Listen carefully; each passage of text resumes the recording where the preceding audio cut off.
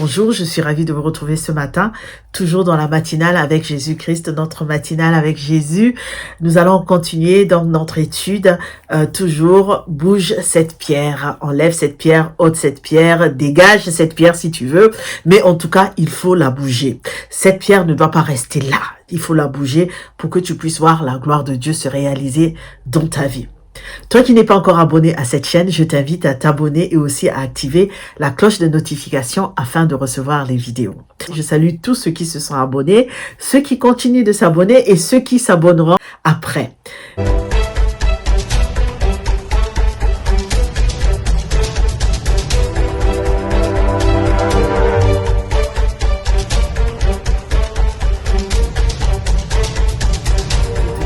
Nous sommes dans la continuité de notre thème.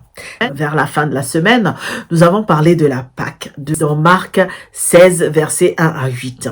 Et toujours dans la continuité de ce thème, nous avons pris deux passages sur lesquels nous allons nous baser durant toute cette semaine, rajoutant Jean 11 à partir du verset 17. Donc nous avons pris dans Marc 16, nous avons pris le verset 3 jusqu'au verset 4 où les femmes sont impressionnées, ces femmes qui se posent la question de savoir qui va ôter cette pierre-là. Parce qu'il y a la grosse pierre, elles vont au tombeau pour embaumer Jésus, mais elles se posent la question parce qu'elles savent qu'il y a une pierre, une grande pierre qui va les empêcher d'atteindre Jésus, d'atteindre le corps du Maître. Donc elles se posent la question de savoir qui va ôter cette pierre. Et lorsqu'elles arrivent, elles lèvent les yeux, que la pierre a été ôtée, la grande pierre a été ôtée. Que nous avons rajouté dans Jean 11 à partir du verset 17 jusqu'à 44. Là, on nous parle de Lazare, Lazare qui est mort. Jésus sait que Lazare est mort, mais au lieu de venir tout de suite, il prend son temps. Il prend son temps et entre-temps, Lazare est mort et il arrive 4 jours après. Il trouve les sœurs en train de pleurer. Donc, quand Marthe apprend que le Maître approche, elle ne le laisse pas arriver jusqu'à eux, c'est elle qui va à la rencontre du Maître, donc elle va à la rencontre de Jésus. Et c'est là où elle lui fait quand même des reproches. Si tu avais été là, mon frère ne serait pas mort. Parce qu'elle sait pertinemment que Jésus, ce n'est pas n'importe qui. Elle sait que si Jésus demande à son Père Dieu de faire quelque chose, forcément, Dieu le fera. Voilà, donc elle avait placé son espoir en Jésus. Donc voilà pourquoi elle lui dit, on t'a averti depuis longtemps, tu le savais, on t'a dit que notre frère n'allait pas bien. On ne sait pas de quoi il va mourir, de quoi il souffrait. Mais elle lui dit, tu savais qu'il était malade, on t'a averti, mais tu as pris ton temps. Maintenant que tu arrives, ben c'est trop tard. C'est trop tard parce que tu ne peux plus rien faire puisqu'il est déjà mort. À la rigueur, il va ressusciter d'entre les morts à la fin des temps. Mais là, qu'est-ce que tu peux encore faire, Jean? C'est ce qu'elle lui dit. Et c'est là où nous nous étions arrêtés hier. Donc, nous avons un dialogue entre Jésus et Marthe. Et Jésus qui lui répond, qui lui dit déjà que son frère va vivre, hein, que son frère vivra. Elle dit oui, je sais bien qu'elle sait qu'il est mort. Mais Jésus, tranquillement, lui dit, frère, il lui dit, ton frère reviendra à la vie, lui dit Jésus. Et elle répond tranquillement, oui, je sais bien qu'il reviendra à la vie au dernier jour, lors de la résurrection des morts. Jésus lui répond, mais je suis la résurrection et la vie. Celui qui place toute sa confiance en moi vivra, même s'il meurt. Et tout homme qui vit et croit en moi ne mourra jamais. Crois-tu cela? Elle répond tranquillement. Oui, parce qu'elle sait tout, hein, Marthe. Oui, Seigneur, lui répondit-elle. Je crois que tu es le Christ, le Fils de Dieu, celui qui devait venir dans le monde. Là-dessus, elle partit appeler sa sœur Marie, et l'ayant prise à part, elle lui dit, le Maître est là, et il te demande. À cette nouvelle, Marie se leva précipitamment et courut vers Jésus. Il n'était pas encore entré dans le village. Il était resté à l'endroit où Marthe l'avait rencontré. Ceux qui se trouvaient dans la maison de Marie, pour la consoler, la virent se lever brusquement et sortir. Ils la suivirent, pensant qu'elle allait au tombeau pour y pleurer. Marie parvint à l'endroit où était Jésus. Dès qu'elle le vit, elle se jeta à ses pieds et lui dit, « Seigneur, si tu avais été ici, mon frère ne serait pas mort. En la voyant pleurer, elle et ceux qui l'accompagnaient, Jésus fut profondément indigné et ému. « Où l'avez-vous enterré ?» demande-t-il. « Viens, Seigneur, lui répondirent-ils, tu verras. » Jésus pleura. Alors tous dirent, voyez comme il l'aimait. Quelques-uns remarquèrent, il a bien rendu la vue à l'aveugle, n'aurait-il pas pu empêcher que Lazare meure? Ce dialogue entre Marthe et Jésus. Ton frère ressuscitera, ton frère va se réveiller, ton frère va se relever, ton frère retrouvera la vie. Et elle lui dit, je sais qu'il ressuscitera. Elle lui dit, je sais. Et Jésus lui répond, je suis la résurrection et la vie. Voilà la parole dont elle avait besoin d'entendre. C'est cette parole que toi aussi tu as besoin d'entendre. Je suis la résurrection et la vie. Jésus te dit aujourd'hui qu'il est la résurrection et la vie. Tu as besoin de cette parole. Tu as besoin d'entendre cette parole. Tu as besoin de faire en sorte que ta foi repose sur Jésus. Celui qui croit en moi vivra même s'il meurt. Alléluia. Et quiconque vit et croit en moi ne mourra jamais. Est-ce que tu crois cela? Elle lui dit oui, je crois. Ici, on parle de la foi, on ne parle pas de la connaissance. Voilà pourquoi hier je disais, nous avons Marthe qui sait tout, le savoir de Marthe. Mais ici, c'est la foi. C'est pas savoir, connaître, avoir lu quelque part. Ce n'est pas de ça dont Jésus parle. Jésus ici parle de la foi. Donc, les deux ne sont pas sur la même longueur d'onde. Elle dit, je sais, mais Jésus est en train de parler un autre langage. Et elle entend un autre langage également. Et toi et moi, c'est ce que nous faisons souvent. Jésus nous parle d'une manière simple, mais nous voulons tout compliquer. Là où il dit je, toi tu dis tu. Tu entends tu, alors qu'il est en train de te dire je. Tu es tellement focalisé sur toi ou sur je ne sais quoi, que tu n'entends pas le je, tu entends le tu. Et là, c'est pareil. Jésus lui parle de quelque chose de précis, de la foi. C'est-à-dire, mets ta foi en moi. Crois que je suis capable de ressusciter ton frère. Elle dit, je sais. Elle parle d'une manière doctrinale. Elle lui parle de la doctrine. Elle est partie dans son délire doctrinal. Alors que là, on ne parle que de la foi. Voilà pourquoi hier, je me suis arrêtée. Parce que je voulais qu'on puisse vraiment, aujourd'hui, titiller un peu ce texte-là. Ils sont en train de parler, il y a un dialogue, mais deux personnes qui ne se comprennent pas. On va dire une personne qui ne comprend pas ce que le maître est en train de dire, parce qu'elle est focalisée sur quelque chose, parce qu'il y a des choses qui se disent, il y a une doctrine qui est là. Elle sait qu'il est capable, mais elle sait des choses, voilà. Marthe sait des choses, on ne peut pas passer outre à cela. Elle connaît, elle sait des choses. Mais ici, Jésus l'entraîne plutôt sur le chemin de la foi et non de la connaissance. Avoir la foi en Jésus. Voilà pourquoi il insiste. Je suis la résurrection et la vie. Est-ce que tu crois à cela? Oui, je crois. Tout de suite, elle dit oui, je crois. Et il insiste. Crois-tu cela? Elle dit oui, oui, oui, oui. Oui, Seigneur, j'y crois, je crois. Tu es Christ, le Fils de Dieu. Celui qui devait venir dans le monde. Oui, c'est vrai. Mais là, on est dans un cadre doctrinal, on n'est pas dans le cadre de la foi. Qu'est-ce que la foi? La foi vient de ce que l'on entend, et ce que l'on entend vient de la parole de Dieu.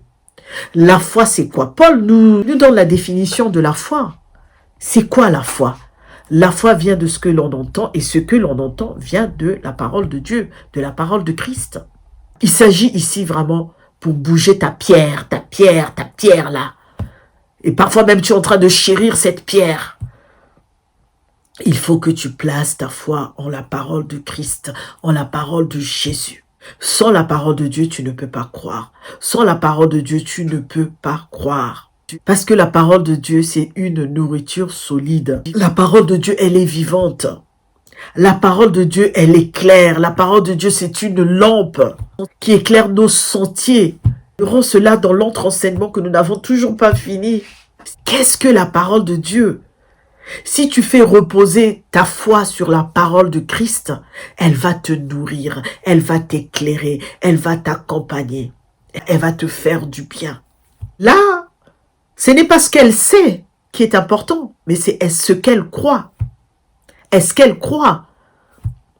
Ici, ce n'est pas le savoir, ce n'est pas la connaissance. Bien que mon peuple périt parce qu'il lui manque la connaissance, mais elle a la connaissance. La connaissance, elle l'a. Là, ici, elle doit se placer sur sa foi.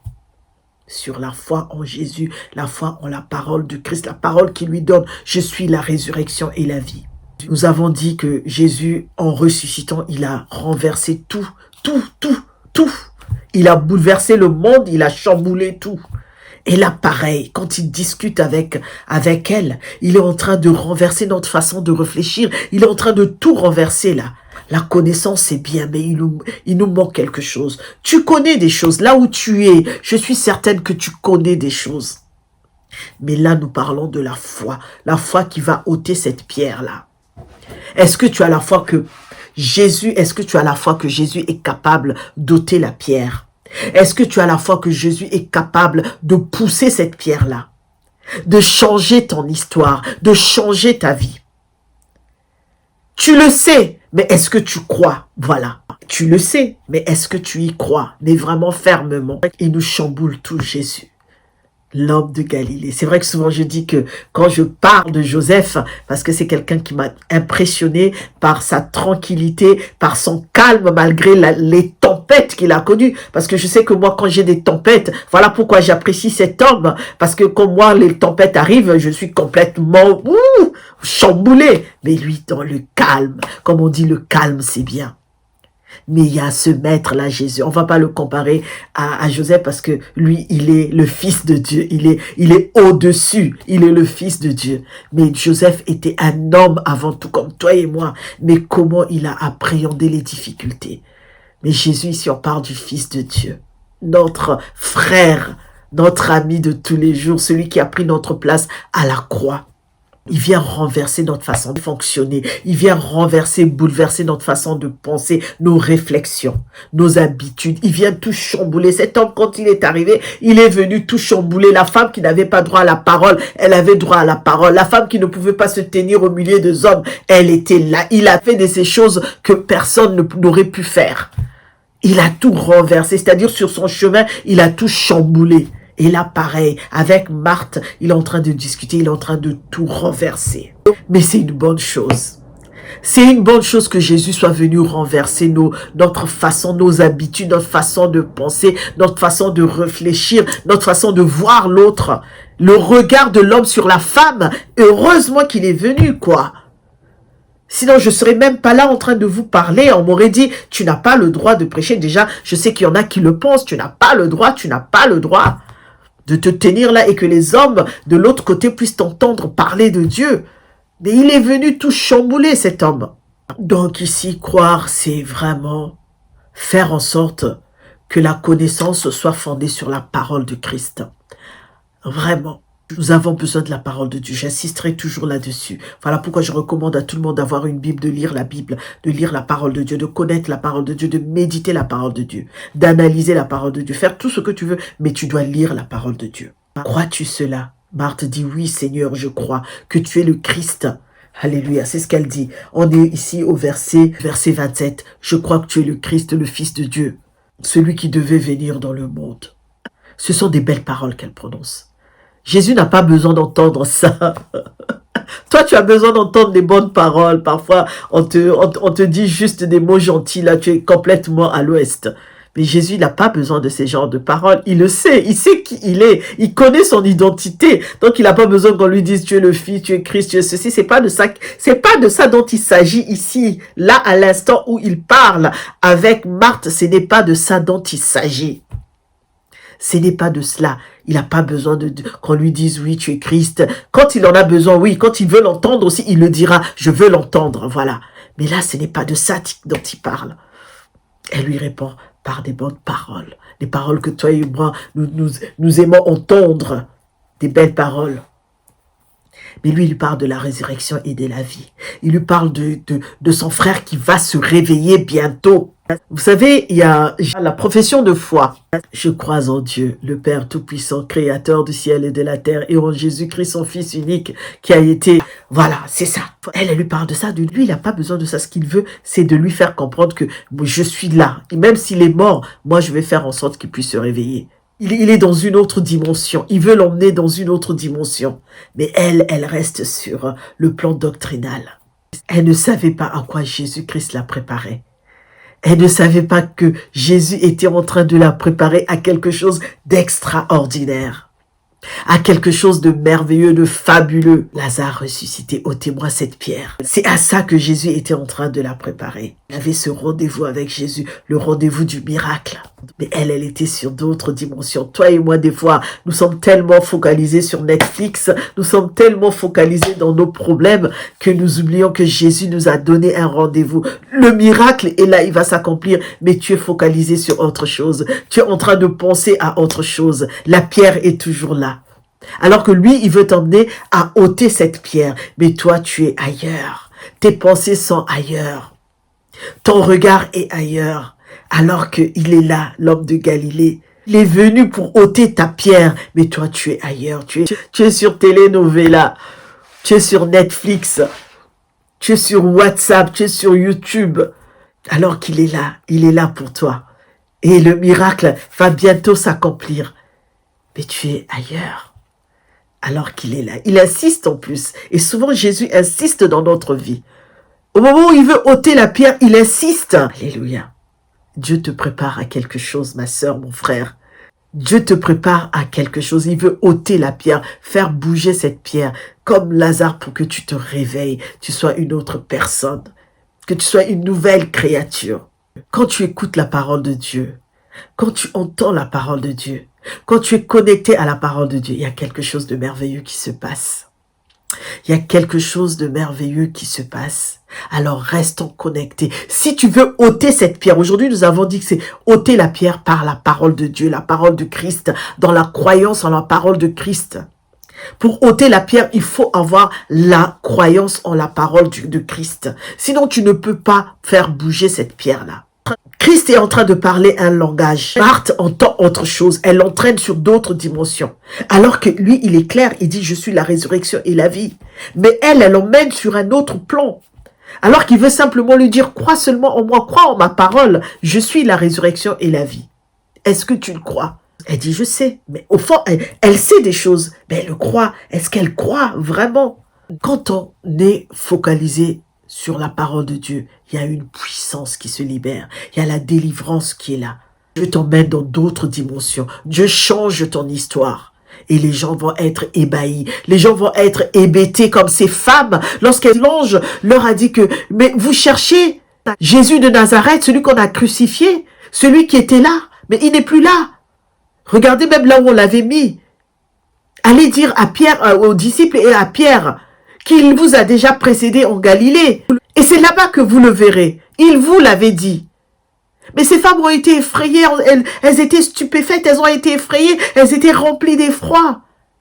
Parce que quand la parole de Dieu se met à l'œuvre, il y a cette puissance-là, il y a la délivrance qui est là, il y a des choses merveilleuses qui se passent. Alors, est-ce que tu crois ou est-ce que pour toi tu sais tout et ça s'arrête là? Jésus te parle, mais toi tu entends autre chose. Il te parle de manière claire. Quand on sait ce que c'est que la résurrection, on sait ce que c'est que la vie. Mais toi, quand on te parle, je suis la résurrection et la vie, tu comprends autre chose. Alors, ma sœur, mon frère, sache que pour bouger ta pierre là, il faut que tu sois connecté à la parole de Dieu afin qu'une puissance suprême puisse se libérer dans ta vie. Afin que des choses merveilleuses, époustouflantes puissent se réaliser dans ta vie. La parole de Dieu, c'est le socle pour faire bouger cette pierre. Nous sommes arrivés à la fin de notre méditation aujourd'hui. On va continuer parce qu'il y a encore beaucoup de choses à dire. Puisque jusque-là, on n'est pas encore arrivé au moment où il va dire « ôtez cette pierre ». Et Marie n'a pas encore parlé. On n'a pas encore étudié l'attitude de Marie là. Parce qu'il y a tellement de pierres dans nos vies. Il y a tellement d'obstacles.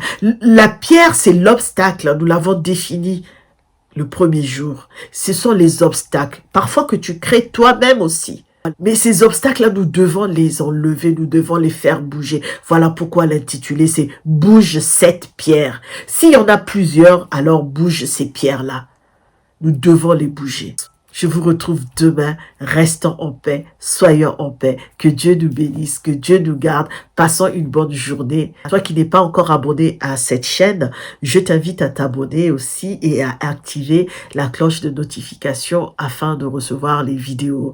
Like la vidéo, partage-la, fais du bien à quelqu'un. Et je vous retrouve très bientôt. Soyons bénis. Nous sommes des courageux et des courageuses. Nous allons continuer notre marche avec Jésus. Nous allons continuer d'avancer. Quels que soient les problèmes, quelles que soient les pierres, nous allons finir par les faire rouler. Nous allons finir par les ôter. Nous allons finir par les faire bouger. Nous aurons besoin d'aide. Nous demanderons de l'aide pour que cette pierre puisse bouger. Je vous dis à très bientôt. À demain. Que Dieu vous bénisse. Merci. Au revoir.